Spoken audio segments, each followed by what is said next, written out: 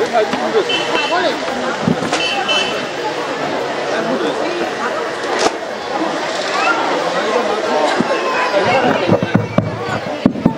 আমাৰ মাজত সন্মানীয় বক্তা শ্ৰীযুত ময়ূৰ বৰা তেখেতক আদৰণি জনাবৰ বাবে আমি ন্যাসৰ বিষয়ববীয়াসকলক অনুৰোধ জনাইছোঁ। এখনি গামোচা, চেলেং চাদৰ, এখনি সফুৰা, এটি স্মাৰক, এটি জাপি আৰু এখনি সম্বৰ্ধনা পত্ৰৰে তেখেতক এই শুভ সময়ত জুৰিয়াবাসীৰ তৰফৰ পৰা ন্যাসৰ তৰফৰ পৰা আদৰণি জনাবৰ বাবে ন্যাসৰক্ষী সচিব প্ৰমুখ অন্যান্যসকলক আমি অনুৰোধ জনাইছোঁ।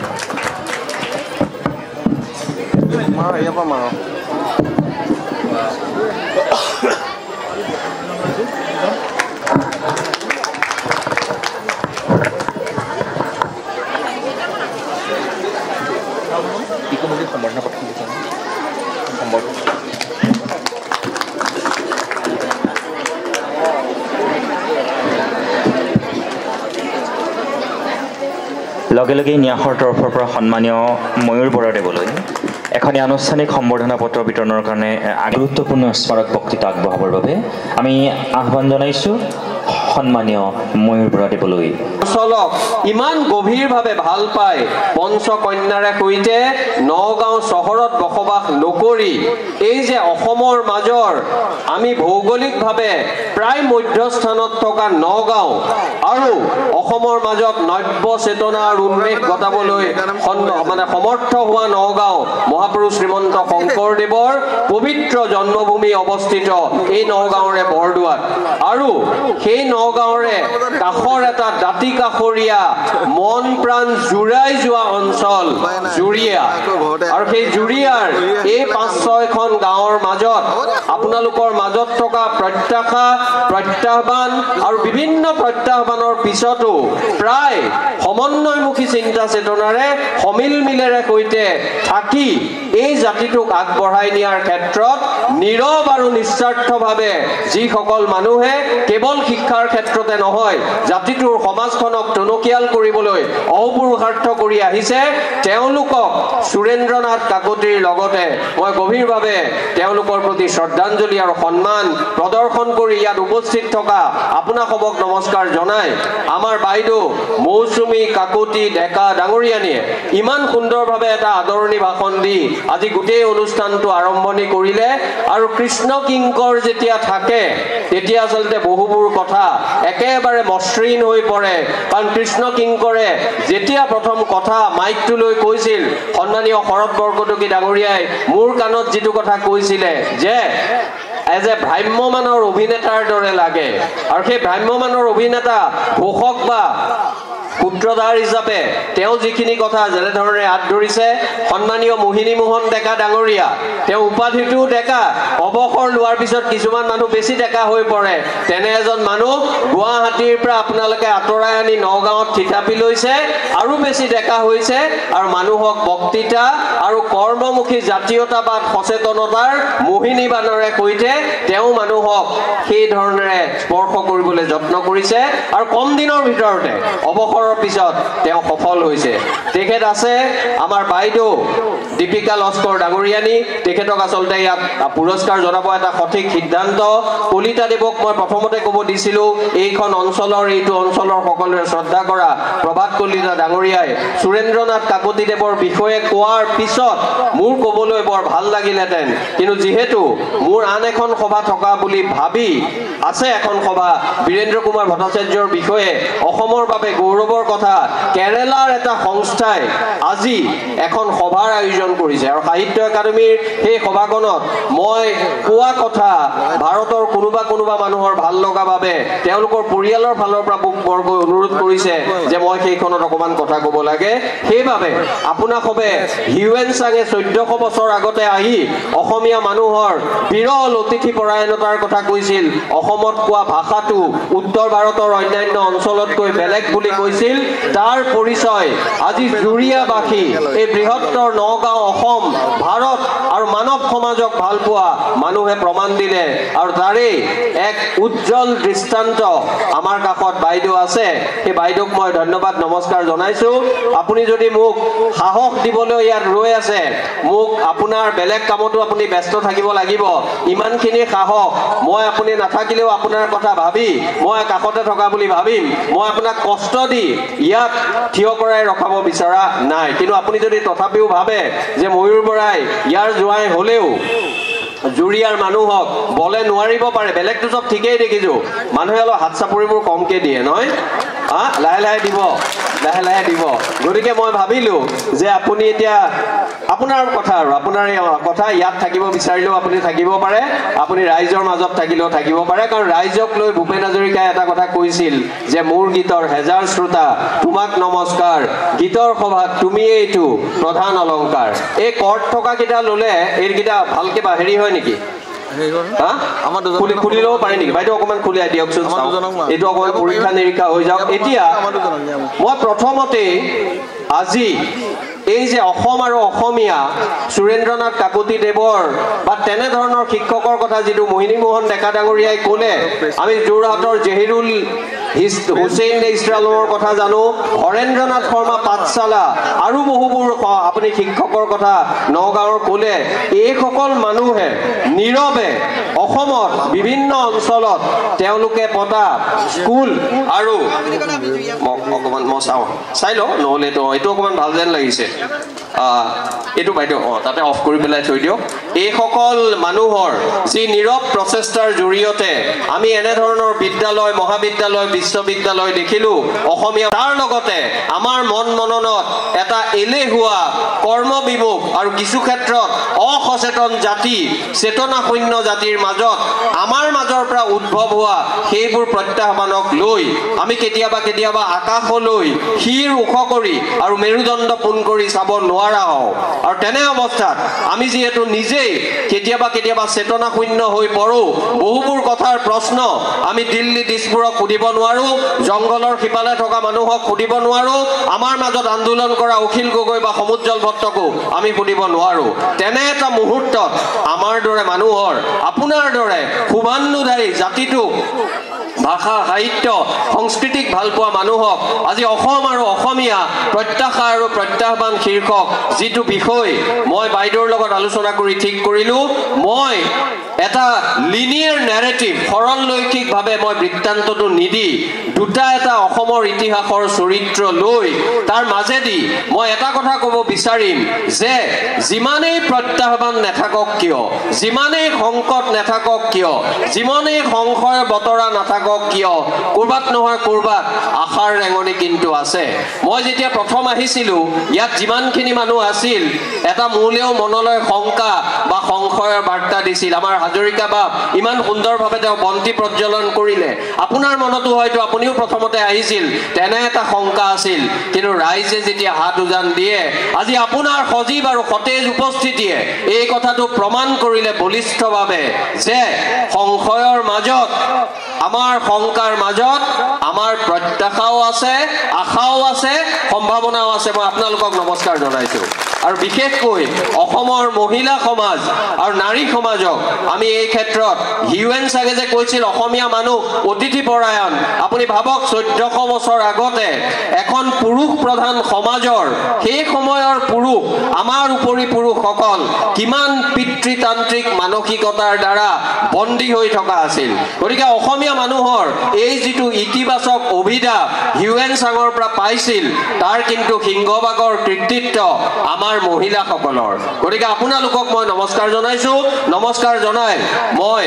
এই মানুহজনৰ মাজলৈ আহিব বিচাৰিছো যাৰ জৰিয়তে অসমীয়া জাতি এজন অসমীয়া যি অসমীয়াক প্ৰতিনিধিত্ব কৰে তেওঁৰ জীৱনৰ সেইবোৰ কথাৰ জৰিয়তে আমি প্ৰমাণ কৰিব পাৰিম যে প্ৰত্যাশা সদায় প্ৰত্যাহ্বানতকৈ আগত বা প্ৰত্যাহ্বানতকৈ বেছি গভীৰ বা প্ৰত্যাহ্বানতকৈ বেছি প্ৰেৰণা সঞ্চাৰ কৰিব পৰা কথা আৰু সেই মানুহজন হ'ল অসমীয়া মানুহৰ হিয়াৰ আমঠু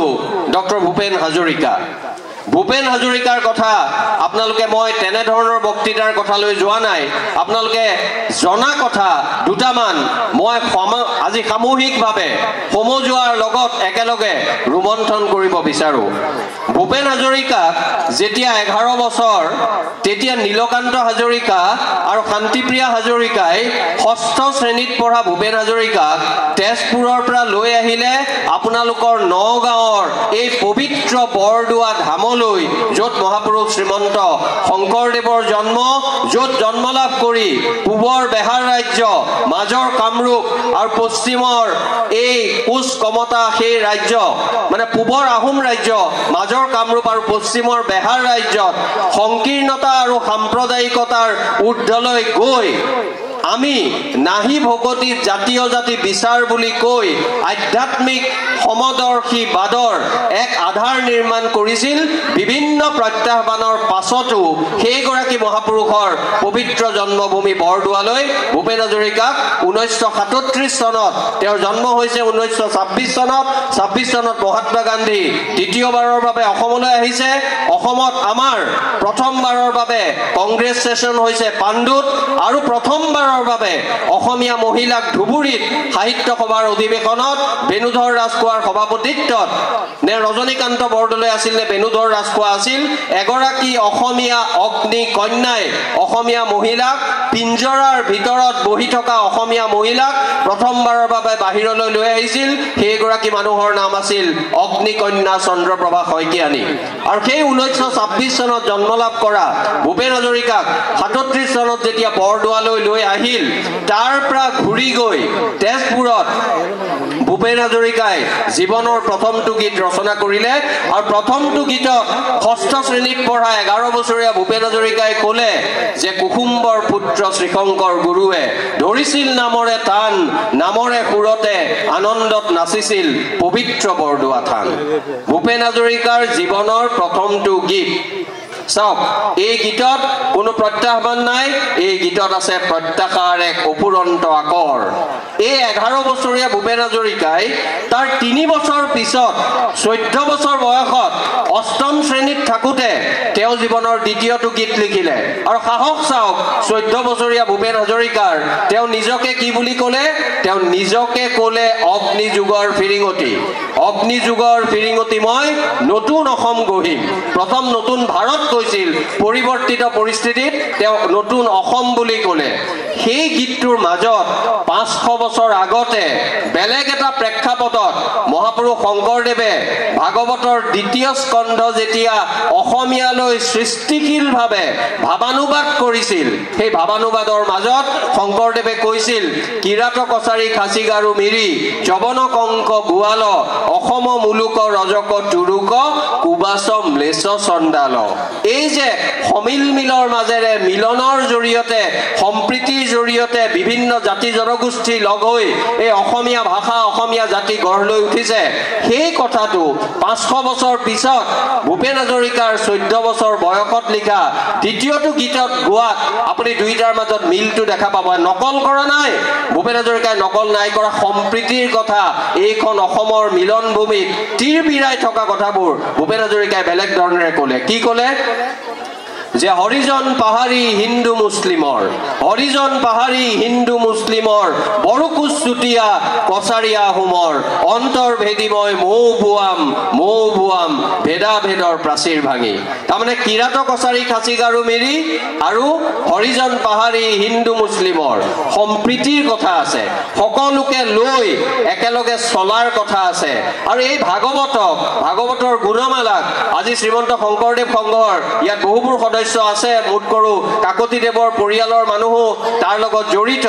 মই গৌৰৱেৰে কওঁ আৰু দ্বিতীয় কথাটো গৌৰৱেৰে কওঁ যে এটা বৰ্ণবাদী এটা জটিল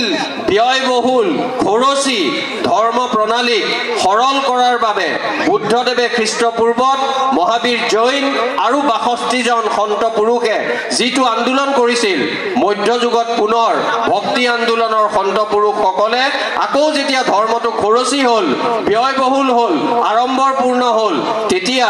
এই কথাটো গোটেই ভাৰতবৰ্ষত আৰম্ভ হৈছিল। এইটো নহয় যে অকল শংকৰদেৱে কৰিছিল, নহয়, শংকৰদেৱ বহুবোৰ সন্ত পুৰুষৰ মাজৰ এজন, কিন্তু শংকৰদেৱ অনন্য, শংকৰদেৱ অদ্বিতীয়, শংকৰদেৱ অসাধাৰণ এইভাৱে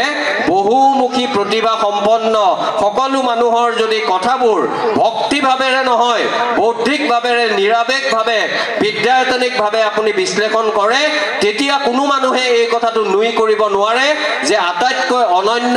মাধৱ পুৰুষে কোৱা সৰ্বগুণাকৰ আচলতে শ্ৰীমন্ত শংকৰদেৱ। ইয়াৰ কথাত কোনো আবেগ বা ভক্তি নহয়, এই কথাৰ মাজত সত্য লুকাই আছে। আৰু সেই কথাখিনি মই এইভাৱে কৈছোঁ, যেতিয়া ভূপেন হাজৰিকাই এই কথাখিনি ক'লে, তাৰ জৰিয়তে অসমীয়া মানুহক যেন সোঁৱৰাই দিলে। মই গুণমালাৰ কথাটো এইভাৱে কৈছিলোঁ, মহাপুৰুষীয়া বৃহৎ একাংশ মানুহে তেওঁলোকৰ গোসাঁই ঘৰত, নামঘৰত সেই পুথিৰ জৰিয়তে, গ্ৰন্থৰ জৰিয়তে অসমীয়া মানুহৰ প্ৰবাহিত যিটো প্ৰজ্ঞা, জ্ঞান, ভক্তি, সকলোখিনি কথা সঞ্চিত কৰি ৰাখিছে। আৰু গোসাঁই ঘৰ, সিংহাসন, গুৰু আসনৰ মাজৰ পৰা অসমীয়া মানুহৰ বুকুৰ মাজলৈ এখন সাঁকো নিৰ্মাণ কৰিছে, যিখন সাঁকো অকল বৌদ্ধিক বিদ্যায়তনিকেই নহয়, সেইখন সাংস্কৃতিক সাঁকো। আৰু তাৰ জৰিয়তে অসমীয়া মানুহৰ মন মনন উদাৰ আৰু সুস্থ এক পৰম্পৰাৰে জীৱনবোধেৰে সৈতে বৰ্ণিল হৈ উঠিছে। এতিয়া এই যে আমি যে ভাগৱতক তাত আমি আগস্থান দি পেলাই সেৱা কৰোঁ, তাৰ জৰিয়তে প্ৰমাণ হয় যে জাতিভেদ প্ৰথা বা অন্যান্য যিবোৰ কুপ্ৰথা আছিল, সেই সকলোবোৰ কথা শংকৰদেৱে যেতিয়া কিৰাত কছাৰী, খাচী গাৰু মিৰি বুলি ক'লে, আৰু সেইখন ভাগৱতক যেতিয়া আমি সেৱা কৰোঁ, তাৰমানে এই কথাটো প্ৰমাণ কৰে অন্তত আমি সেই কথাবোৰ নামানো। কিন্তু নামানো বুলি গোসাঁই ঘৰত আমি সেৱা কৰা কথাবোৰ আমাৰ সামাজিক জীৱনলৈ, চৰাঘৰলৈ ওলাই আহিলে আমি মানুহৰ মাজত বিভেদ সৃষ্টি কৰোঁ। আৰু সেই বিভেদ সৃষ্টি শংকৰদেৱৰ পিছৰ সংহতি বিভাজনৰ মাজত যিহেতু পুনৰ সৃষ্টি হৈছিল, সেইবাবে ভূপেন হাজৰিকাই ক'ব লগা হ'ল হৰিজন পাহাৰী হিন্দু মুছলিমৰ। কিন্তু এতিয়া অসম আৰু অসমীয়াৰ প্ৰত্যাহ্বানৰ লগত সম্পৰ্ক কি, মই এইখিনি কথা ক'ব বিচাৰিছোঁ। সেই ভূপেন হাজৰিকাই জীৱনৰ শেষ কালত প্ৰত্যাহ্বান, মই এই প্ৰত্যাহ্বানৰ কাৰণে কিন্তু ভূপেন হাজৰিকাক ব্যক্তিগতভাৱে দায়ী বা দোষী বুলি নাভাবোঁ, কাৰণ সেইগৰাকী মানুহৰ পৰিচৰ্যাৰ বাবে কল্পনা লাজমী তেওঁ প্ৰয়াত, ভূপেন হাজৰিকা অসমীয়া মানুহে, ভাৰতৰ মানুহে, পৃথিৱীৰ মানুহে 10 বছৰমান বেছিকৈ পালে। তেওঁৰ মৃত্যু তেওঁ দেৰিকৈ হ'ল বা মহাপ্ৰয়াণ তেওঁৰ দেৰিকৈ হ'ল একমাত্ৰ কল্পনা লাজমীৰ পৰিচৰ্যাৰ বাবে। কিন্তু এতিয়া আপুনি ভাবক, আপুনি পাহৰি যাওক কেৱল হিয়াৰ আমঠু বা বুকুৰ ভক্তি ভৰা সেই মনৰ মৰম ভাৱবোৰ। আপুনি নিৰাবেগভাৱে চালে ক'ব লাগিব, যি ভূপেন হাজৰিকাৰ যাত্ৰা আৰম্ভ হৈছিল, কুসুম্বৰ পুত্ৰ শ্ৰীশংকৰ গুৰুৱে ধৰিছিল নামৰে টান, তাত কিন্তু প্ৰত্যাহ্বানো আহিছিল। শেষৰ পৰ্যায়ত ভূপেন হাজৰিকাই দক্ষিণ ভাৰতৰ কোনোবা এগৰাকী ধৰ্ম গুৰু মহিলা, তেওঁৰ দ্বাৰা তেওঁৰ জীৱনৰ কেতবোৰ সকাহ, জীৱনৰ কেতবোৰ উত্তৰ বিচাৰিবলৈ গৈছিল। মই সমালোচনা নাই কৰা, মানুহৰ এইটো স্বাধীনতা আছে। কোনোবা আজি ইছলাম ধৰ্মাৱলম্বী হ'ব, কাইলৈ খ্ৰীষ্ট ধৰ্মাৱলম্বী হ'ব পাৰে, হিন্দু হ'ব পাৰে, কাইলৈ তেওঁ অজ্ঞেয়বাদী বা নাস্তিকো হ'ব পাৰে। ভাৰতীয় সংবিধান আৰু আমাৰ যিবোৰ বিধি বিধান ইয়াক কোনো বাধা আৰোপ নকৰে। কিন্তু ভূপেন হাজৰিকাৰ এইটো পৰিৱৰ্তন, সকলো পৰিৱৰ্তন জ্যোতিপ্ৰসাদে কোৱাৰ দৰে, ইয়াত জ্যোতি ভৱন বুলি লিখা আছে, ৰূপান্তৰেহে জগত দুনিয়া কৰে, ইয়ে মোৰ গায়ত্ৰী মন্ত্ৰ। সকলোবোৰ পৰিৱৰ্তন ৰূপান্তৰ নহয়। আজি পৰিৱৰ্তন আপুনি বিচাৰে আপোনাৰ জীৱনৰ, আমি বিচাৰো আমাৰ জীৱনৰ, আমি বিচাৰো আমাৰ গাঁওখনৰ, আমি বিচাৰো আমাৰ গোটেই অসমখনৰ। কিন্তু গুৱাহাটীত ঘূৰি থকা, টহল দি থকা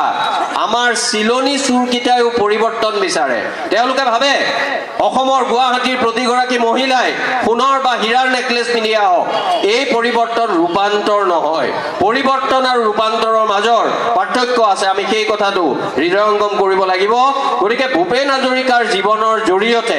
প্ৰত্যাশাও কেতিয়াবা প্ৰত্যাহ্বান হয়, সেই কথাটো মই আৰু দুটা উদাহৰণ দিলে আপোনালোকৰ মনত হয়তো স্পষ্ট হৈ পৰিব। আৰু তাৰ অৰ্থ এইটো নহয় তেজ মঙহৰ মানুহ প্ৰতিজন মানুহৰ গাতে, আপোনাৰ ব্যক্তিত্বত আপুনি স্ববিৰোধিতা পাব, দ্বন্দ্ব পাব,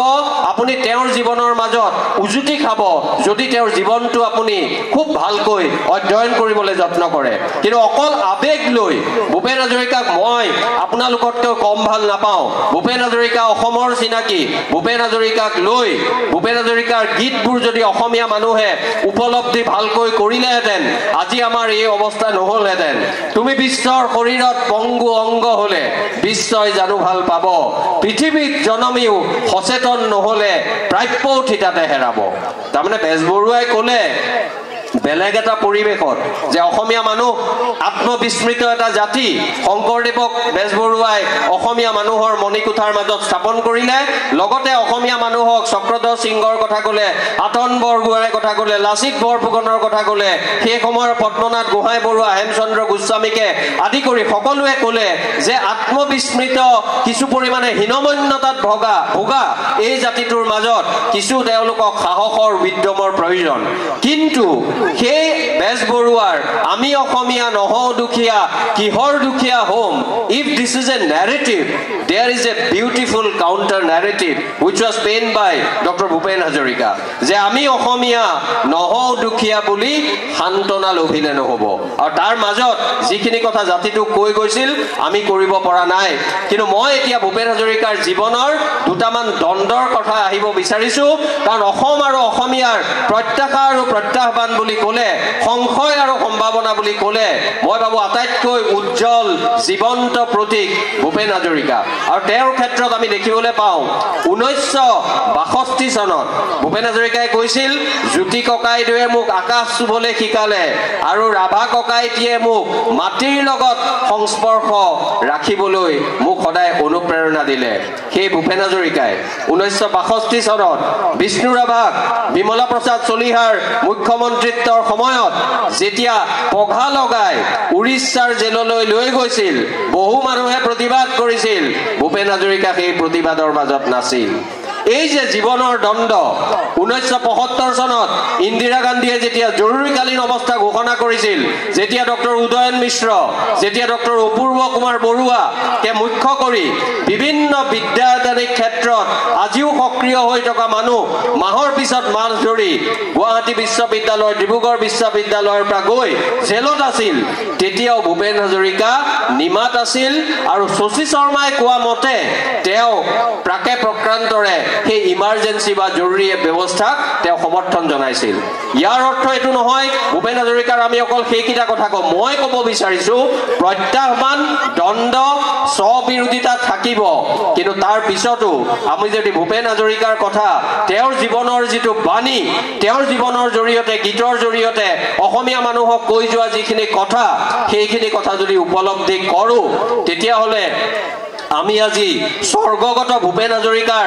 বিশেষ একো কৰিব নোৱাৰোঁ। আমি শ্ৰদ্ধাঞ্জলি জনাই নিজে আহ্লাদিত হ'ব পাৰিম, নিজে গৌৰৱ কৰিব পাৰিম, কিন্তু জাতিটোৰ আগত আহি পৰা সংকট নিৰাময় কৰাৰ ক্ষেত্ৰত, নিৰ্মূল কৰাৰ ক্ষেত্ৰত ভূপেন হাজৰিকাৰ সেই কথাবোৰ যদি আমি আত্ম উপলব্ধিৰ মাজেৰে আমাৰ কামৰ মাজত প্ৰতিফলিত কৰোঁ, তেতিয়াহ'লে মই ভাবোঁ তাৰ প্ৰত্যাহ্বানৰ তীব্ৰতা, তীক্ষ্ণতা, কঠোৰতা কিছু পৰিমাণে আমি কম কৰিব পাৰিম। আমি মেৰুদণ্ড পোন কৰিব পাৰিম, আমি আকাশলৈ চাব পাৰিম, আমি শিৰ ওখ কৰি ৰাখিব পাৰিম, যিটো ভূপেন হাজৰিকাই বিচাৰিছিল, জ্যোতি বিষ্ণুৱে বিচাৰিছিল, লাচিত চিলাৰায়ে বিচাৰিছিল, চুকাফা আতন বৰগোহাঁয়ে বিচাৰিছিল আৰু বিচাৰিছিল শংকৰ মাধৱে। সেই কথাখিনি আমাৰ অসমীয়া মানুহৰ ইতিহাস যেতিয়া আপুনি চাব,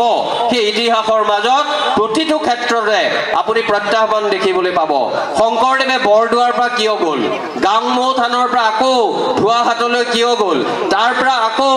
তেওঁ বেহাৰ ৰাজ্যলৈ কিয় যাব লগা হ'ল, এইখিনি কথা আজি ময়ূৰ বৰাই সুৰেন্দ্ৰনাথ কাকতি দেৱৰ এই সন্মানীয় বক্তৃতাৰ মাজত আপোনাসৱৰ দৰে গুণী জ্ঞানীজনক পুনৰবাৰ কোৱাৰ প্ৰয়োজন নাই। প্ৰত্যাহ্বান, সকলো ক্ষেত্ৰতে প্ৰত্যাহ্বান। যি সময়ত মহাৰাষ্ট্ৰত নামদেৱ আৰু টুকাৰাম, শংকৰদেৱৰ প্ৰায় প্ৰায় সমসাময়িক ভক্তি সন্ত পুৰুষ তেওঁলোকৰ আগতো কঠোৰতা আছিল প্ৰত্যাহ্বান আছিল আৰু দুয়োগৰাকী সন্ত পুৰুষে আত্মহত্যা কৰিছিল সেই ক্ষেত্ৰত আমি শংকৰদেৱক দেখা পাওঁ গোটেই জীৱন 119-120 বছৰীয়া পৰিক্ৰমাৰ জৰিয়তে প্ৰত্যাহ্বানক প্ৰত্যাশালৈ ৰূপান্তৰ কৰি অসমৰ জাতীয় জীৱন আলোকময় কৰি তোলা সেইগৰাকী শিল্পীয়ে আছিল মহাপুৰুষ শ্ৰীমন্ত শংকৰদেৱ তেনে শিল্পী আছিল ৰূপকোঁৱৰ জ্যোতিপ্ৰসাদ আগৰৱালা তেনে শিল্পী আছিল বিষ্ণু ৰাভা ভূপেন হাজৰিকা আজি আৰু এটা কথা কওঁ মই আপোনালোকে বেয়া নাপাব বেয়া পালেও উপায় নাই মই খুব মুকলিকে কোৱা মানুহ আজি যি কেইগৰাকী শিল্পী ইয়াত বৰগীত পৰিবেশন কৰিলে মই তেওঁলোকক নমস্কাৰ জনাইছো আপোনালোকে ভাবিব মই কম কিয় ইমান দেৰি কৰিলে হয় মই তেতিয়া কৈছিলো দেৰি কৰাৰ কাৰণে শিল্পী কেইগৰাকীৰ দুখ নাই কাৰ দুখ আমি এতিয়া দুখ উলিয়াবলৈ নাযাওঁ কিবা কিবি বিজুতিৰ কাৰণে সময় লাগিল কিন্তু ভক্তি ভৰা মন লৈ অকল ভক্তি ভৰা মনেই নহয় ইমান সুন্দৰভাৱে বৰগীত ভাগী তেওঁলোকে পৰিবেশন কৰিলে আৰু বাদ্যযন্ত্ৰীয়ে ইমান সুন্দৰকৈ সংগত কৰিলে মই ভাবো প্ৰকৃত শিল্পী তেওঁলোক আৰু আজি গৰিষ্ঠ সংখ্যক অসমীয়া মই এতিয়া অসমীয়া শব্দটো মই আগতে অসম আৰু অসমীয়া মানে মোৰ কাৰণে অসমীয়া অকল বৰা শইকীয়া হাজৰিকা বা আমাৰ জনগোষ্ঠীয় লোক যি নিজৰ ভাষা সাহিত্য সংস্কৃতিৰ দ্বাৰা অনুপ্ৰাণিত আৰু পৰিপূৰ্ণ অকল মই তেওঁলোকৰ কথা কোৱা নাই 1971 চনৰ 25 মাৰ্চৰ আগতে আহি অসমক আপোন কৰি লোৱা তেওঁলোকে ভাৰতৰ পৰা হওক অন্যান্য দেশৰ পৰা হওক প্ৰত্যেককে লৈ মই বহল অৰ্থৰ অসমীয়া বুলি মই এটা কথা কৈছো আৰু এতিয়া সংকুচিত অৰ্থত যদি মই এটা কথা ক'ব বিচাৰো যে আমাৰ দৰে বৰা শইকীয়া হাজৰিকা শৰ্মা আলী আহমেদ আমাৰ যিখন আমি সংকুচিত অৰ্থত অসমীয়া বুলি কওঁ ঘৰতো আমি অসমীয়া ভাষাত কথা পাতো আমাৰ কেতবোৰ দুৰ্বলতাৰ কথা আপুনি মই খালি কম আপুনি নিজে সুধিব নিজে উত্তৰটো পাব মই এই শিল্পীসকলক লৈ কৈছো আমাৰ অসমত এতিয়া এনে কেতবোৰ তাৰকা গায়ক আছে যি তাৰকা গায়কে তেওঁলোকে মঞ্চত উঠি নতুন প্ৰজন্মক কেৱল বেয়া কথা কৈ বিপদগামী কৰে আৰু আমি তেনে মানুহক আমি হাত চাপৰিও মাৰো তেনে মানুহ আহিলে উত্ৰাৱল হওঁ তেনে মানুহ আহিলে পগলা হওঁ তেনে মানুহক ডক্টৰ হিমন্ত বিশ্ব শৰ্মাই একো নকয় তেনে মানুহক অখিল গগৈয়ে একো নকয় তেনে মানুহক লুৰিণজ্যোতি গগৈয়ে একো নকয় তেনে মানুহক বিষয়ে ক'বলৈ কাৰো সাহস নাই কিন্তু মই সেই কথাখিনি কোৱাটো গুৰুত্বপূৰ্ণ বুলি ভাবো কোনোবাই মোক ট্ৰল কৰক কোনোবাই মোক গালি পাৰক মই গান ভাল পাওঁ যাৰ কথা কৈছো তেওঁ গান অমূল্য সম্পদ কিন্তু এজন মানুহক আপুনি হাজাৰ বাৰ 100 বাৰো নহয় 1000 বাৰ আপুনি কিমান মাফ কৰি দিব শিল্পী বুলি শিল্পী নহয় যেতিয়ালৈকে আধা টকা নিদিয়ে তেতিয়ালৈকে মঞ্চত নুঠে আৰু গোটেইখিনি টকা লৈ কেজনমান সাংবাদিকক মাতি কাষত থকা হোটেলৰ দুখীয়া বয়জনক 50,000 টকা দি তাৰ দি নিউজ কৰা যিজন গায়ক তেওঁ কেতিয়াও শিল্পী হ'ব নোৱাৰে তেওঁ যদি শিল্পী হয় তেতিয়াহ'লে মই ৰূপকোঁৱৰ জ্যোতিপ্ৰসাদ আগৰৱালা ভূপেন হাজৰিকা বিষ্ণু ৰাভা মই তেওঁলোকক শিল্পী বুলি নকম তাৰকা গায়ক ভাল গায়ক আছিল গানো গাব নোৱাৰা হ'ল আৰু এতিয়া নতুন প্ৰজন্মক বিপদগামী কৰাৰ ঠিকা লোৱা সেই মানুহক আমাৰ মানুহে যদি আগবঢ়াই দিয়ে জাতিটোৰ কিন্তু অসুবিধা আছে এই কথাটো আপোনালোকে মনত ৰাখিব কাৰণ মই আপোনালোকে ভাবিব কিবা ব্যক্তিগত আখেজ একো ব্যক্তিগত আখেজ নাই মই সেই ক্ষেত্ৰৰ মানুহ নহয় মোৰ বেয়াও লাগে মই এদিন তেওঁৰ বিষয়ে কোৱাৰ পিছত তেখেতৰ একেবাৰে আত্মীয় পত্নীয়ে আহি তেওঁ মোৰ বক্তৃতা ভাল পায় বুলি ক'লে মোৰ নিজৰ পিছত বেয়াও লাগিল যে মই মানুহজনৰ বিষয়ে কৈ থাকো আপোনালোকে গমেই পাইছে কিন্তু তেওঁৰ পত্নীয়ে আহি মোক ইমান প্ৰশংসা কৰিলে কিন্তু মই ভাবিলো এই প্ৰশংসাৰ দ্বাৰা মই যদি কথা বাৰ্তাটো মই নিদিওঁ তেতিয়াহ'লে মই নিজৰ ওচৰত সৰু হৈ যাম কাৰণ মোৰ কাৰণে আটাইতকৈ গুৰুত্বপূৰ্ণ অসমৰ নতুন প্ৰজন্ম মোৰ কাৰণে আটাইতকৈ গুৰুত্বপূৰ্ণ অসমৰ সমাজ কোনো এজন মানুহ নহয় গতিকে মোক প্ৰশংসা কৰিছে কোনোবা তেওঁৰ ঘনিষ্ঠ মানুহে বুলি যদি মই মৌনতাৰ উৰণি পিন্ধি থাকো তেতিয়াহ'লে নিমাতী কন্যা হৈ থাকো সেই নিমাতী কন্যা জ্যোতিপ্ৰসাদৰ নিমাতী কন্যা নহয় সেই নিমাতী কন্যা হ'ব স্থিতাৱস্থাবাদী আপোচকামী নিমাতী কন্যা তেনে নিমাতী কন্যা বা নিমাতী কোঁৱৰ হৈ থাকিব মই নিবিচাৰো সেইবাবে আপোনালোকক কৈছো মই এটা সৰু উদাহৰণ দিওঁ মই ধৰি লওক আমাৰ মোহিনী মোহন ডেকা ডাঙৰীয়া আপুনি মোক ভাল পায় বুলি ধৰি লৈছো আজিৰ পৰা বেয়া পালেও পাব মই আপোনাকে লৈ কৈছো আজি আপুনি উদ্বোধন কৰিলে ধৰি লোৱা হ'ল মোহিনী মোহন ডেকা ডাঙৰীয়া এজন বিখ্যাত শৈল চিকিৎসক সাৰ্জন তেওঁ এতিয়ালৈকে 10,000 অপাৰেশ্যন ভালকে কৰিছে তেওঁক লৈ গ'লে কোনো অসুবিধা নাই আপোনাৰ কোনোবা এগৰাকী আত্মীয় 10,001 নম্বৰ অপাৰেশ্যনটো কৰিব লগা আছিল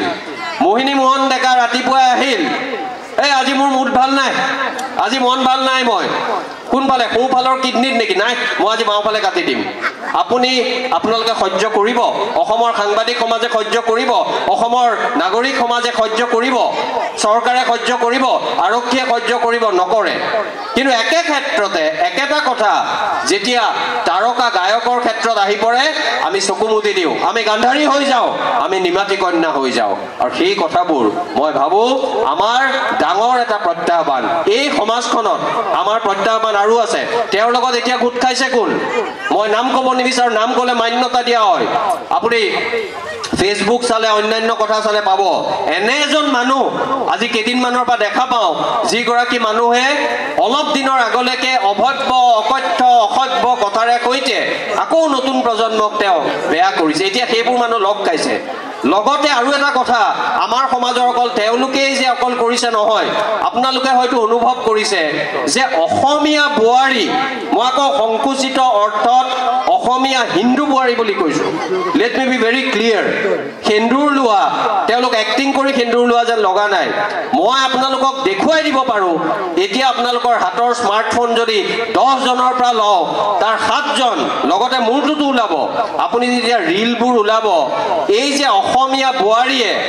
ইমান অভব্য অকথ্য অমাৰ্জিত কথা ক'ব পাৰে আৰু কৈ কি কাৰণে এই গোটেই জাতিটোক তেওঁলোকে আৰু চোৱা মানুহো আছে সেই কথাটোৱে কিন্তু আমাৰ মানুহক আমি ভাবো যে অকল সমস্যাবোৰ দিশপুৰত হয় দিশপুৰত সমস্যা থাকিলে সংবিধানে আমাক অধিকাৰ দিছে আমি কম দিল্লীকো কম কিন্তু আমাৰ নিজকো আত্মসমালোচনা কৰিব লাগিব সেই মানুহক চোৱা মানুহ আছে সেইবাবে হয়তো আমি ভাইৰেল কৰোঁ তাৰমানে আমি ভাইৰেল কৰাৰ জৰিয়তে নিজৰ মনৰ এটা ভাইৰাছ ভাইৰেল কৰিছোঁ যিটো ভাইৰাছে নতুন প্ৰজন্মক এই যে বুজা নুবুজাৰ মাজত যৌৱনাৱস্থাত আহি পৰা সেই সকল লোকক আটাইতকৈ বেছি ক্ষতি কৰিছে মই সেই কাৰণে আপোনালোকক বিনম্ৰতাৰে সৈতে কৰজোৰে এই জুৰিয়াৰ বৃহত্তৰ সমাজক নগাঁৱৰ সমাজক অসমৰ সমাজক যিহেতু এইটো ৰেকৰ্ডিং কৰিছে কোনোবাই হয়তো চাব মই এটাই আহ্বান জনাওঁ যে সকলোৰে লগত মত মিলিব লাগিব বুলি কথা নাই ময়ূৰ বৰাক মানুহে মৰম দিলে বুলিয়ে ময়ূৰ বৰাই কোৱা কথাবোৰ বেদবাক্য বুলি মানি লোৱাৰ কাৰণ নাই কিন্তু ময়ূৰ বৰাৰ কথাত এশটা কথাৰ মাজত যদি দুটা কথাত কিবা যুক্তিসংগত কথা আছে সেইখিনি অন্তত চালিজাৰি চাবলৈ মই আপোনালোকক আহ্বান জনালো যিখিনি যুক্তিসংগত নহয় দলিয়াই পেলাওক মোৰ আপত্তি নাই কিন্তু যিখিনি যুক্তিসংগত জাতিৰ বাবে মই নিজৰ মাটি বহাবলৈ আমি সেই কাৰণে কালি মোৰ লগত এটা বিশেষ মই অকমান হাঁহি ধেমালিও কৰোঁ আজি সিৰিয়াছ ধৰণৰ কথা কৈছো মানে জোৱাই বুলি ক'লেতো অলপ সন্মানো ৰাখিব লাগিব এইকাৰণে বেছি আচলতে সিৰিয়াছ ধৰণৰ কথা ক'লো কালি মোৰ কাষত মই এখন সভাত আছিলোঁ এজন প্ৰখ্যাত এটা দলৰ নেতা তেওঁ ৰাজনৈতিক দল নহয় কিন্তু ৰাজনৈতিক দলৰ ওপৰত তেওঁৰ মানে প্ৰভাৱ একদম অসীম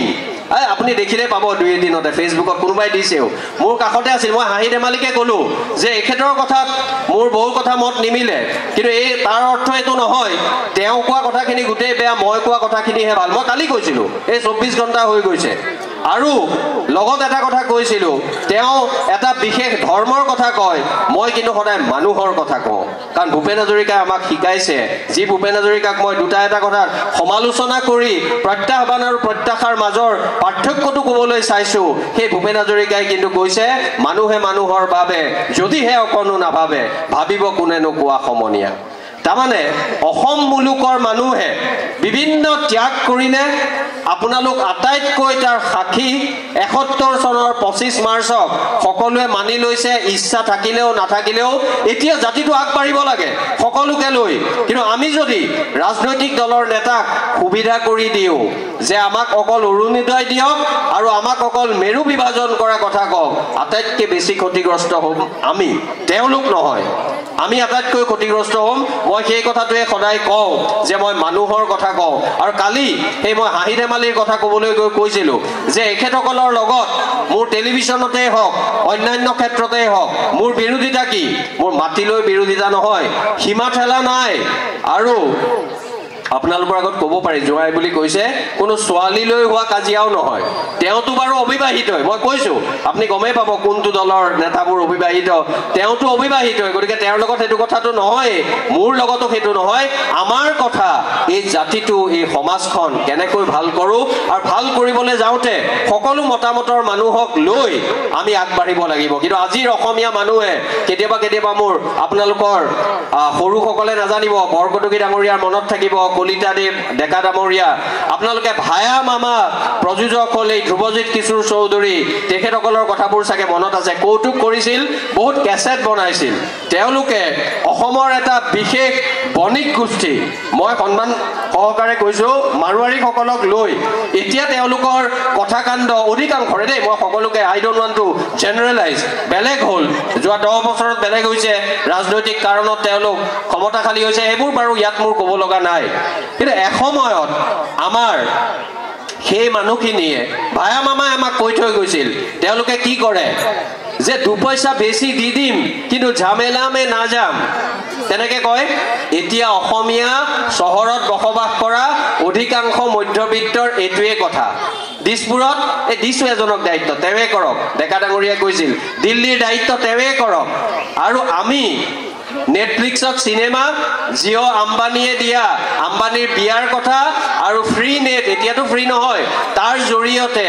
আমি চাই থাকিব পাৰিলেই আমাৰ জীৱন সফল হৈ গ'ল আমাৰ জীৱন সাৰ্থক হৈ গ'ল আমাৰ জীৱন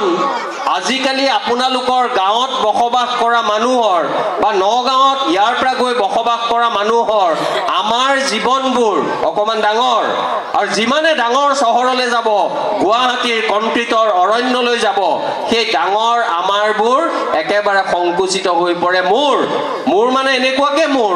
যে যদি কোনোবা এটা ঘৰত আজিকালি এইটো এটা বাস্তৱ সত্য নুই কৰিব নোৱাৰে মই ভাল বেয়া তাৰ জাজমেণ্ট দিয়া নাই মই নিৰ্ণায়ক সিদ্ধান্ত দিয়া নাই আমাৰবোৰ ইমান মূৰ হৈ গ'ল যে ল'ৰাটোক ভাত খাবনে নাই ল'ৰাটোক কোঠাৰ পৰা মতাৰ সময়ত আমি গৈ কিন্তু দৰ্জাত ঠকাই দিয়াটো আমাৰ ইমান সাহস নাই আমি হোৱাটছআপত সোধোঁ যে আহিবিনে কি কৰি আছ এনে এটা পৰিৱেশ নগৰীকৰণে আনিছে মই অকল ভাল বেয়া বুলি কোৱা নাই কিছুমান কথা অৱশ্যম্ভাৱী হ'ব কিন্তু এই সংকুচিত হৈ অহাৰ ক্ষেত্ৰত মোৰ এটা কথা মনত পৰে যিটো কথা আপোনালোকে গোসাঁই ঘৰত নামঘৰত প্ৰায় প্ৰতিদিনেই বা প্ৰতি ৰাতিয়েই গধূলিয়েই আপোনালোকে হয়তো আওৰাই মোতকৈ ভালকৈ পাৰিব কিন্তু মই বেলেগ এটা দিশত ঠিক ধৰ্মৰ দিশৰ পৰা নহয় এক ধৰণৰ ধৰ্ম নিৰপেক্ষ দিশৰ পৰা আমাৰ শংকৰদেৱ মাধৱদেৱৰ সৃষ্টিসমূহ কিহৰ বাবে এতিয়াও অম্লান হৈ আছে অসাধাৰণ হৈ আছে কাৰণ তেওঁলোকক যুগজয়ী হৈ আছে কাৰণ বৰ্তমান সময়ৰ প্ৰেক্ষাপটৰ লগত আপুনি ৰিজাব পাৰে সেইখিনি কথা মিল আছে বুলি দেখুৱাব পাৰে মই সন্মানীয় হাজৰিকা বাপ দায়দোষ নধৰিব মই এটা কথা ক'ব বিচাৰোঁ যে শংকৰ সংঘৰ কথা মই লিখিলোঁ বহুত আপোনালোকে জানে তাৰ মাজত যুক্তি আছে বুলিও জানে মই বেছি কাৰাকে লিখাটোও সঁচা এই গোটেইবোৰ কথাৰ মাজত মোৰ কিন্তু ভাল লাগে যে এবছৰৰ আগতে তেওঁলোকৰ মাজৰ কোনোবা অত্যুৎসাহীয়ে কৈছিল ময়ূৰ বৰাক বেন কৰি দিব লাগে কৈছিল ময়ূৰ বৰাক মহম্মদ কাছাব তেতিয়া কাছাব ফাঁচি হোৱাই নাই মোৰ মুকলিকে ক'বলৈ সাহস আছে কৈছিল কিন্তু এতিয়া মই তেওঁলোকৰ বদান্যতাৰো লওঁ এই বছৰ নলবাৰীত আপোনালোকে পতা শংকৰ জন্মোৎসৱত মোক বেলেগে মাতে এইবাৰ আপোনাক সময়ো মাতিলে গতিকে মই নমস্কাৰ ৰাজহুৱাভাৱে আপোনাক আজি জুৰীয়া মই যাক জোঁৱাই বুলি কৈছে ধন্যবাদ জনাই মই এটা কথা কওঁ মোৰ ককা দেউতা প্ৰয়াত সনতৰাম বৰাই যেতিয়া শ্ৰীমন্ত শংকৰদেৱ সংঘৰ প্ৰথমজন প্ৰতিষ্ঠাপক সম্পাদক হিচাপে এই নগাঁৱৰ পলাশনি গাঁৱত এটা আন্দোলন আৰম্ভ কৰিছিল মণিপত বৰাৰ কথা বহুতে নাজানে শৰৎ সিংহৰ বিয়য়েক সেই মণিপত বৰা ঔনা গাঁৱৰ সেই যিটো সংগ্ৰামী সত্তা তাত যেতিয়া কেতিয়াবা বেয়া কথা কেৰুণ দেখোঁ ডাঙৰ হৈ গ'লে টকা পইচাৰ প্ৰতি থকা আগ্ৰহ বেছি হোৱা দেখোঁ ৰাজনৈতিক নেতাৰ লগত মানে এই যে লেটি পেটি কৰি গা গহাই থকা কিছুমান মানসিকতা দেখো তেতিয়াই মই সমালোচনা কৰোঁ কিন্তু সাধাৰণ যিসকল বাপ বান্ধৱ যি মনৰ মাজত শংকৰ মাধৱক ৰাখিছে মনৰ মাজত অসমীয়াক ৰাখিছে মনৰ মাজত সম্প্ৰীতি সমন্বয়ৰ অসমীয়াক ৰাখিছে তেওঁলোকক মই শিৰত তুলি শ্ৰদ্ধা কৰোঁ আৰু সেইবাবে মই বেলেগ এটা প্ৰেক্ষাপটত কিহৰ বাবে যুগজয়ী মই কথাটো কৈছোঁ আপোনালোকে মানিলে মানিব পাৰে আৰু নামানিলেও নামানিব পাৰে এই মাধৱ পুৰুষে নামঘোষাৰ এটা প্ৰাৰ্থনাত ক'লে মই আপোনাৰ আগত ভয় লাগিছে তথাপি অকমান প্ৰাৰ্থনা ফাকি এই গধূলিৰ সময়ত আমি যে প্ৰাৰ্থনা ফাকি গুণগুণাও মোৰ ধৰ্মৰ লগত সম্পৰ্ক কিন্তু বৰ বেছি গভীৰ মই সোমাব পৰা নাই তথাপিও গুণগুণাবলৈ মন যায় বেলেগ এটা প্ৰেক্ষাপটত মাধৱ পুৰুষে ক'লে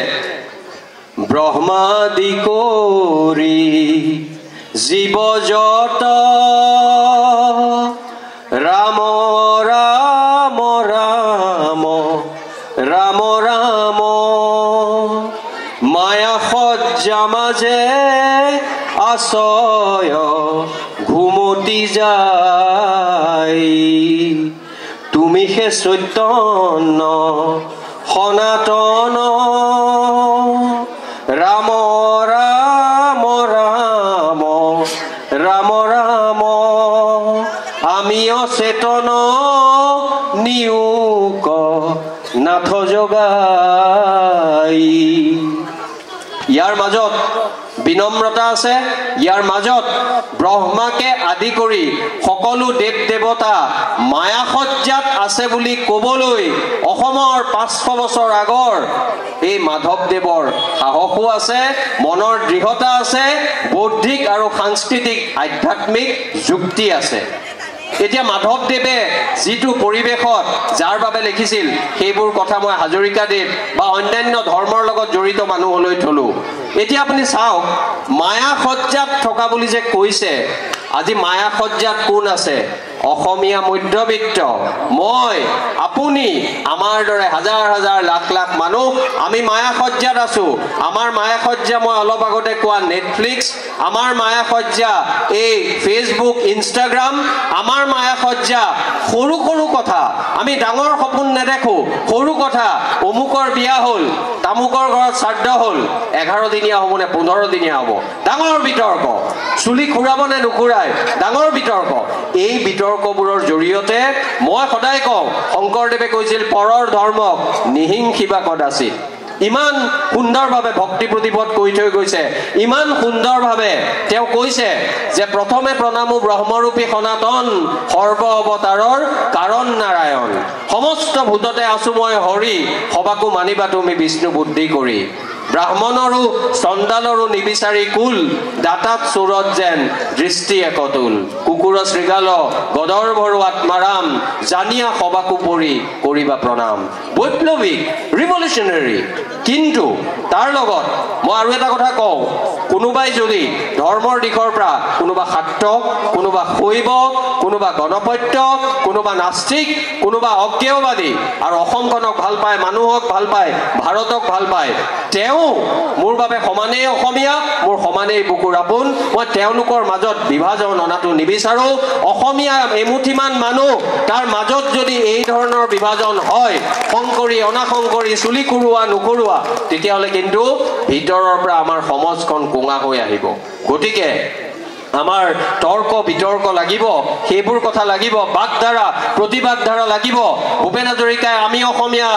কিহৰ দুখীয়া হ'ম বুলি বেজবৰুৱাৰ কোৱা কথাটো গানেৰে যেতিয়া প্ৰতিবাদ কৰিছিল তাৰ মাজত কোনো বিদ্বেষ নাছিল কিন্তু আমাৰ কেতিয়াবা ধৰ্মকেন্দ্ৰিক আলোচনাবোৰ বিদ্বেষেৰে ভৰি পৰে মই আপোনালোকক একেবাৰে বিনম্ৰতাৰ সৈতে অনুৰোধ জনাইছো আজি যদি আমি 10 কোটি থকা মানুহ থকা অসমীয়া হলোহেঁতেন মই ক'লোহেঁতেন হাঁহি ধেমালিকে কৈছো লাগক অকমান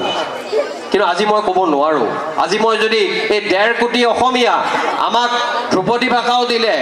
আমাৰ বৰকটকী ডাঙৰীয়া আছে সাহিত্য সভাৰ লগত জড়িত হৈ আছে এই যে সাহিত্য সভাৰ সমস্যাৰ কথা কয় প্ৰত্যাহ্বানৰ কথা কয় মই তেখেতক কৈছিলো মূল সাহিত্য সভা যদি কেতিয়াবা প্ৰত্যাহ্বান শাখা বা জিলা সাহিত্য সভা কেতিয়াবা প্ৰত্যাশাৰ প্ৰতীক হৈ পৰে এই কথাবোৰ আমাৰ মানুহে ভাল কথাবোৰ বেছিকৈ জনাব লাগিব যেটো মাধৱ পুৰুষে কৈছিল আমি বেয়া কথাবোৰ বেছি আলোচনা কৰাতকৈ মই কোৱা নাই আমি চকুমুটি থাকিম মই কোৱা নাই মই কৈছিলো মায়া সজ্জাত থাকিব নালাগে কিন্তু একেটা সময়তে আমি এই কথাবোৰ আমি বিস্তাৰ কৰিবলৈ যত্ন কৰিম আৰু তেতিয়াহে আমাৰ প্ৰত্যাহ্বান ইমান আছে তাৰ মাজত আমি প্ৰত্যাশা কৰবাত নহয় কৰবাত প্ৰত্যাশাৰ তীৰ বিৰণিটো আমি মানুহৰ মাজত নতুন প্ৰজন্মৰ আগত আমি দেখুৱাবলৈ সক্ষম হ'ম আজি মই আৰু এটা খণ্ডচিত্ৰ উদাহৰণ দিও আমি মোবাইল ফোন আমাকো লাগে তেখেতে ৰেকৰ্ডিং কৰিছে মই মোৰ ফোনটোত হয়তো অডিও ৰেকৰ্ডিং কৰিছো ফোন আজি নম্বৰ লৈছো বৰকটকী ডাঙৰীয়াৰ আমাক এইবোৰ কথা ব্যৱহাৰ কৰিবলৈ লাগিব কিন্তু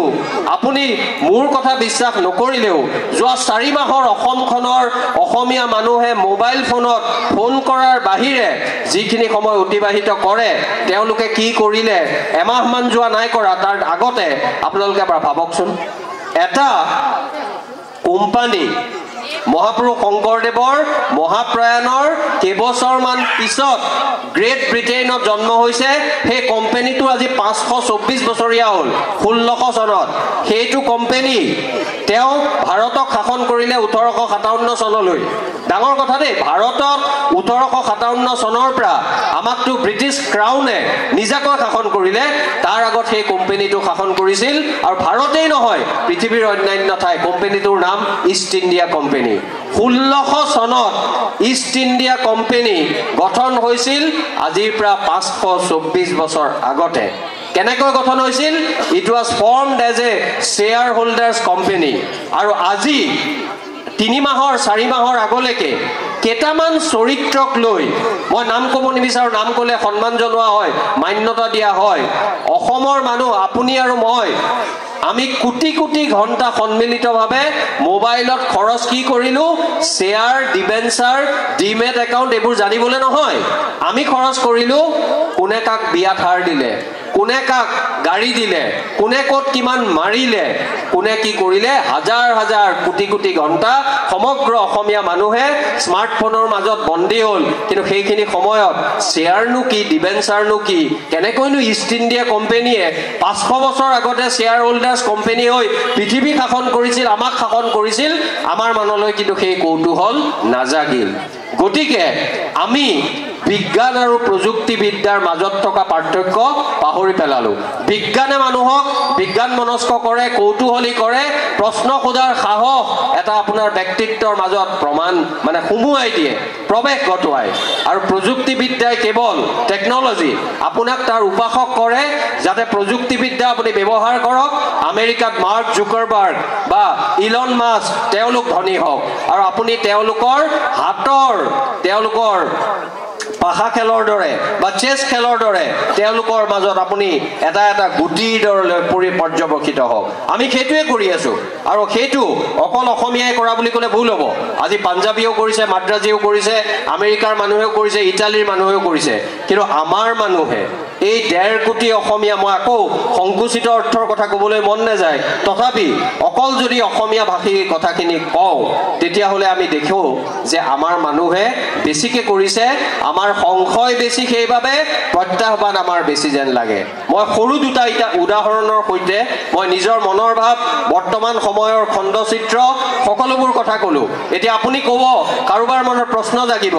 যে ময়ূৰ বৰাৰ হাতত কি যুক্তি কি তথ্য আছে যে আমি প্ৰত্যাহ্বানতকৈ প্ৰত্যাশাক বেছি গুৰুত্ব দিব লাগে মোৰ লগত আপোনালোকে ভাল পোৱা অসমৰ ইতিহাসৰ দুটা চৰিত্ৰ আছে সেই দুটা চৰিত্ৰৰ দুটা কথা কৈ মই সামৰিব বিচাৰিম আপুনি প্ৰথম কলিকতালৈ যেতিয়া আমাৰ লগত ৰেলৰ লাইন হোৱা নাই দুজন অসমীয়া ল'ৰা বন্ধু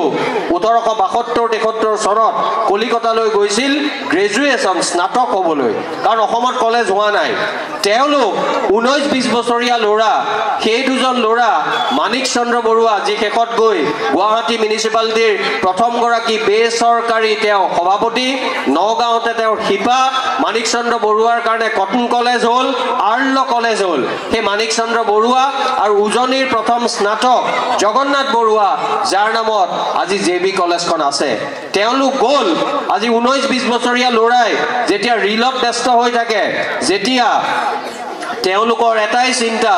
ছোৱালীজনী মই বেয়া বুলি কোৱা নাই সৌন্দৰ্যৰ উপাসক হ'ব লাগে যে মোৰ চুলিখিনি কেনেকৈ সিধা কৰিম তা চুলি সিধা কৰি বিউটি পাৰ্লাৰ টকাৰ পিছত গৰমত বোলে ফেনো ল'ব নোৱাৰি মই এইটো কথা নতুনকৈ জানিলো আগতে এই ক্ষেত্ৰত মই ইমান জনা নাছিলো বেছিকে ফেন ল'লে চুলি আকৌ বেকা হৈ যাব পাৰে এইটো এটা পেকেজ অলপ দিনৰ মানে মেইনটেনেন্স থাকে মই চুলি সিধা কৰাত মোৰ আপত্তি নাই ল'ৰাও জিমলৈ যাওক বিউটি পাৰ্লাৰলৈ যাওক নিজৰ কাম কৰি পেলাই যাওক সৌন্দৰ্যৰ উপাসক হোৱাৰ কথা জ্যোতিপ্ৰসাদেও কৈছে জন কিটছেও কৈছে thing of beauty is a joy forever John কিটছে কৈ থৈ গৈছে কিন্তু মই কৈছো সেইসকল ল'ৰা ছোৱালী তেওঁলোকে মনত ৰাখক যে মানিক চন্দ্ৰ বৰুৱা আৰু জগন্নাথ বৰুৱাই কলিকতাত যোৱাৰ পিছত কিন্তু অসাধ্য সাধন কৰিছিল তেওঁলোকে মন কৰিলে যে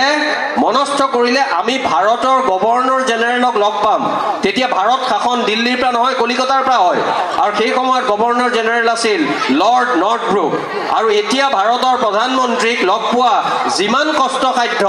সাম্ৰাজ্যবাদী ব্ৰিটিছৰ সময়ত তেতিয়াৰ গভৰ্ণৰ জেনেৰেলক লগ পোৱা তাতকৈ বেছি দুৰূহ কাম আছিল এই দুজন ল'ৰাই নিজৰ চাকৰিৰ বাবে নহয় ব্ৰিটিছে তিনিবাৰকৈ চাকৰি দিছিল এজনেও চাকৰি নকৰিলে যেনেকৈ মই কলিতা দেৱক অলপ দেৰি আগতে সুধিছিলো আপুনি কোন বিভাগত আছিল তেখেতে কৈছিল গৌৰৱেৰে সৈতে মই আৰু অলপ গৌৰৱেৰে কোৱাটো বিচাৰিছিলো যে মই চাকৰি নকৰো এই জগন্নাথ বৰুৱা আৰু মানিক চন্দ্ৰ বৰুৱাই শেষত গৈ দুজনমান বঙালী সাংবাদিকক কুটুৰি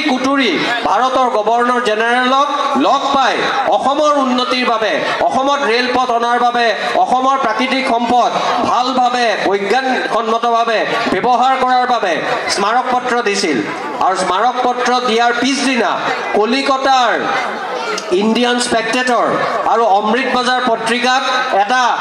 নিউজ বাতৰি ওলাইছিল অসমীয়া ল'ৰাৰ উদ্ধতালি তাৰমানে অসমীয়া ল'ৰাৰ উদ্ধতালি বুলি কোৱা আজিৰ পৰা 150 বছৰ আগৰ অসমীয়াৰ সাহস কিমান আছিল সেইবাবে মই কওঁ তেওঁলোকৰ বাবে লৰ্ড নৰ্থব্ৰুক আহিল নৰ্থব্ৰুকৰ কাষত থকা শুক্লেশ্বৰ মন্দিৰৰ কাষৰ গেটখন হ'ল আৰু 1897 চনৰ ভূমিকম্পত সেই গেটখনৰ বাহিৰে সকলো ধ্বংসস্তূপত পৰিণত হ'ল অসমলৈ ৰেল লাইন আহিল আৰু অসমীয়া ল'ৰাৰ উদ্ধতালি বুলি কোৱাৰ পিছতো 20 বছৰীয়া ল'ৰাকেইজন কিন্তু হতাশ নহ'ল তেওঁলোকে অসমৰ বাবে কাম কৰি গ'ল গতিকে মই সেইবাবেই কওঁ প্ৰত্যাহ্বান থাকিব সেই প্ৰত্যাহ্বানৰ মাজত আমি প্ৰত্যাশাৰ কথাবোৰ বেছিকৈ ক'ব লাগিব আৰু প্ৰত্যাশাৰ কথাৰ জৰিয়তে আমি এটা তেনে পানী মানুহক দিব পাৰিব লাগিব এতিয়া সুৰেন্দ্ৰনাথ কাকতি ডাঙৰীয়া এখন নাট্যকৰ্মী হোৱাৰ উপৰিও তেওঁ এখন প্ৰাথমিক বিদ্যালয় নে তেওঁ হাইস্কুল মানে স্কুলৰ লগত জড়িত আছিল শিক্ষা প্ৰদানৰ লগত তেওঁ জড়িত আছিল আপোনালোকৰ মাজত এছাম হয়তো বহু সংখ্যকে জানিব আপোনালোক যিসকল বয়সস্থ পঢ়া শুনা কৰা মানুহ আছে আপোনালোক আচৰিত হ'ব যে 1901 চনৰ 27 মে তাৰিখে কটন কলেজ হ'ল অসমীয়া মানুহৰ স্বাভিমান গৌৰৱ এই কটন কলেজ হোৱাৰ আগতে একাংশ অসমীয়া মানুহে বিচৰা নাছিল যে অসমত কলেজ হওক অসমীয়া আকৌ মই সংকুচিত অৰ্থৰ অসমীয়া বুলি কৈছো মানিক চন্দ্ৰ বৰুৱাই দৌৰি ফুৰে গোটেই অসম যে অসমত কলেজ লাগে ব্ৰিটিছে কয় গুৱাহাটী ইমান অস্বাস্থ্যকৰ জেগা গুৱাহাটী কলেজৰ কাৰণে যোগ্য নহয় শেষত শিৱসাগৰত এখন মিটিং হৈছিল 1782 নে 92 চনত 1800 সেই মিটিঙত আমাৰ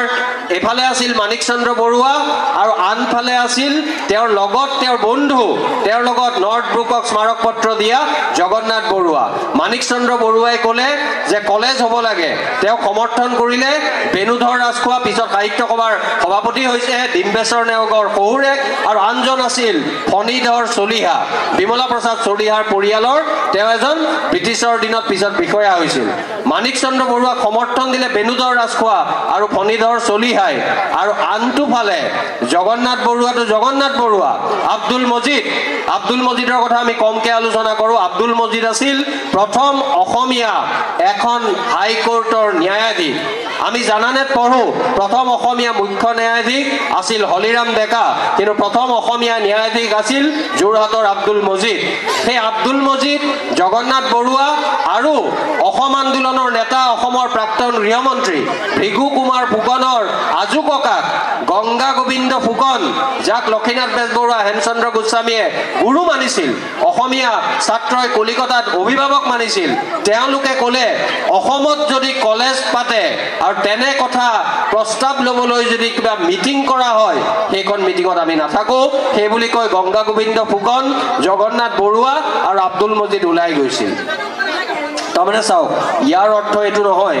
যে তেওঁলোকে অসমক বেয়া পাইছিল, কিন্তু তেওঁলোকৰ ভৱিষ্যদৰ্শী নাছিল। তেওঁলোকে ভাবিছিল এই ল'ৰাকেইজনক অকণমান কোলাহল নকৰিলে ভাল হয়, মই সামৰিম এনেও। মই এটা কথা ক'ব বিচাৰিছিলোঁ,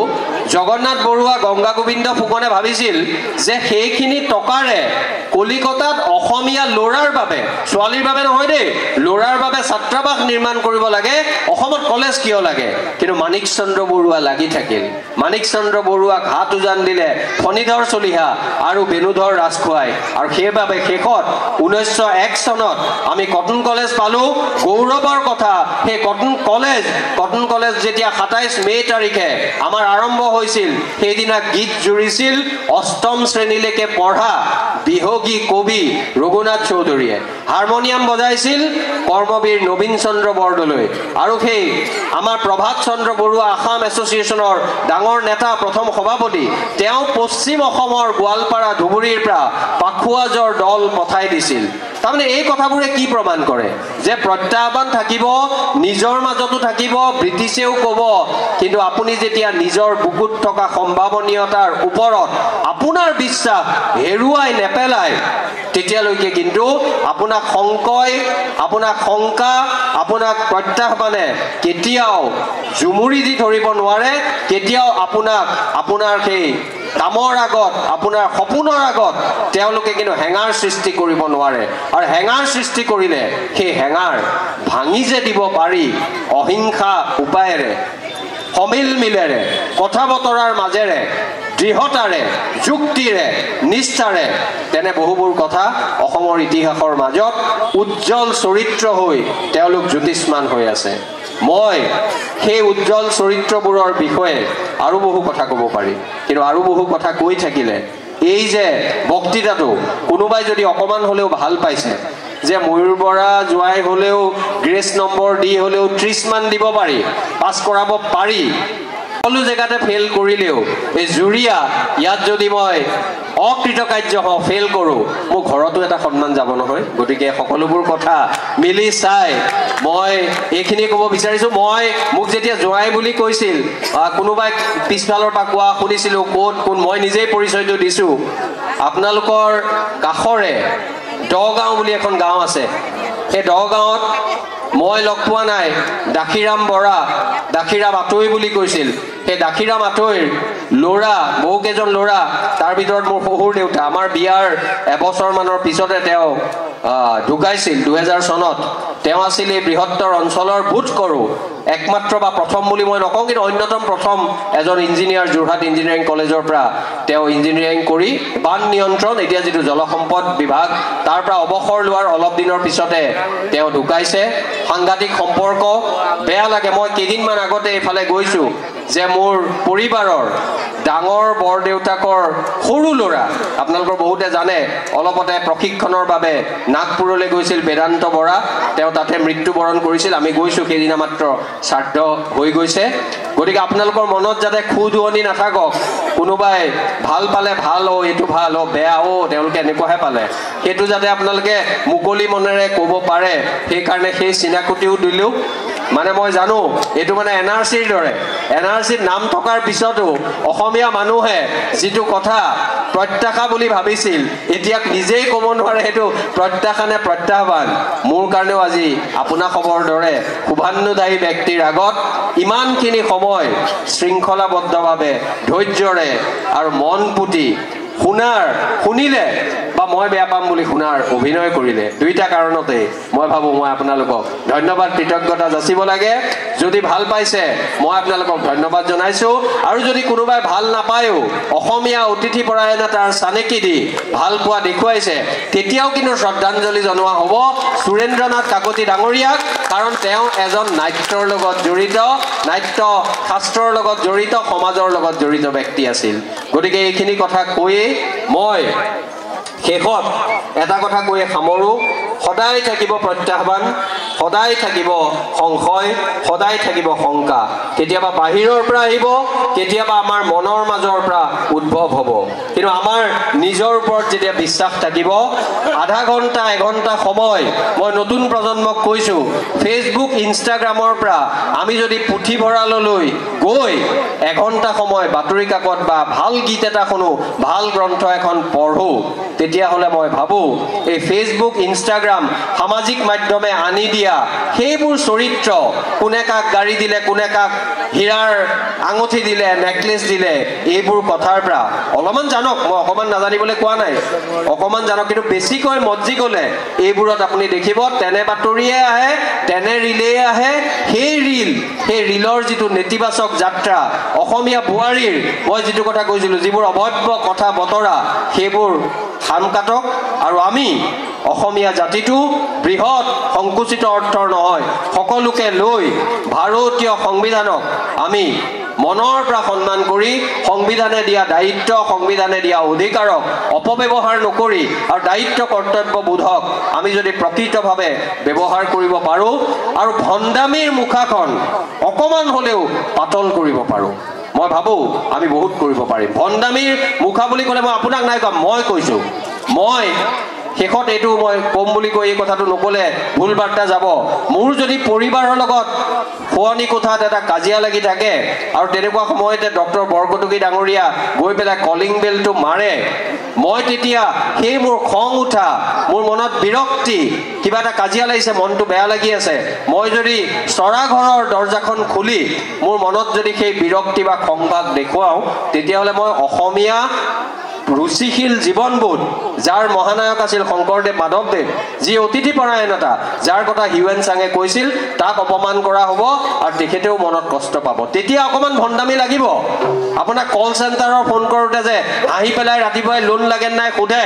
যেন তেওঁ আপোনাক লৈয়ে ব্যস্ত হৈ আছে, আপোনাৰ লোনটো নহ'লে ছোৱালীজনীৰ কি হ'ব, তেনেধৰণৰ কথা তেতিয়া লাগিব। কিন্তু ভণ্ডামিৰ যেতিয়া আৱৰণখন বেছি গাঢ় হৈ যায়, তেতিয়াই প্ৰত্যাহ্বান গাঢ় হয়। মই ভাবোঁ অসমীয়া মানুহে সাংস্কৃতিক চেতনা শূন্য আৰু অৰ্থনৈতিক জাতীয়তা বোধক কমকৈ গুৰুত্ব দিয়ে। আমাৰ কাষৰ সমাজখনৰ পৰা বেলেগ কথা লোৱাতকৈ অৰ্থনৈতিক জাতীয়তাবোধৰ ক্ষেত্ৰত কেনেকৈ আগবাঢ়ি গৈছে পৰিশ্ৰমৰ জৰিয়তে আমি শিকাৰো সময় আহি পৰিছে। মোৰ বিশ্বাস অসমৰ শুভান্নধায়ী জুৰিয়াৰ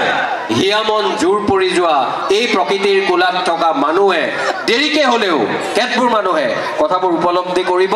চিন্তা কৰিব আৰু এই প্ৰত্যাহ্বানৰ মাজত প্ৰত্যাশাৰ বাট মুকলি কৰিব। আৰু সেই প্ৰত্যাশাৰ বাট মুকলি হ'ব, মই ভাবোঁ প্ৰয়াত সুৰেন্দ্ৰনাথ কাকতিৰ প্ৰতি আমি যাচিব পৰা সৰ্বোচ্চ শ্ৰদ্ধাঞ্জলি। ধন্যবাদ।